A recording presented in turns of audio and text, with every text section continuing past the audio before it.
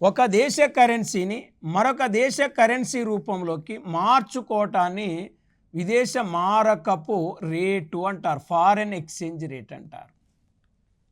ఒక దేశ కరెన్సీ మీద మరొక దేశం కరెన్సీ రూపంలో చేసే క్లెయిములనే విదేశ మారక నిల్వలు అంటారు.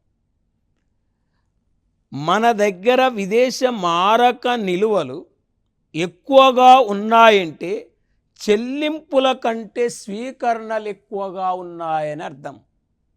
అంటే చూడండి, ఇప్పుడు మనం రూపాయి ఇచ్చి డాలర్ తీసుకోవటం, రూపాయి ఇచ్చి దీనార్ తీసుకోవటం, రూపాయి ఇచ్చి మనం పౌండ్ తీసుకోవటం, ఇలాంటివన్నీ కూడా విదేశ మారక నిల్వల కిందికి వస్తాయి, ఫారెన్ ఎక్స్చేంజ్ రిజర్వ్ కిందికి వస్తాయి.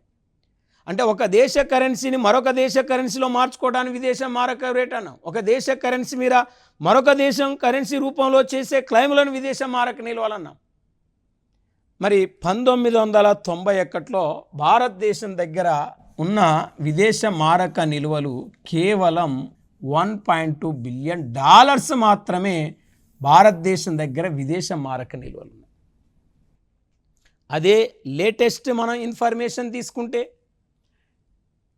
2024 ఆగస్టు 30 నాటికి భారతదేశం దగ్గర ఉన్న విదేశ మారక నిల్వలు foreign exchange reserves in India according to 2024 August 30 ఇక్కడ $683.987 బిలియన్ ఉన్నాయి. $683.987 బిలియన్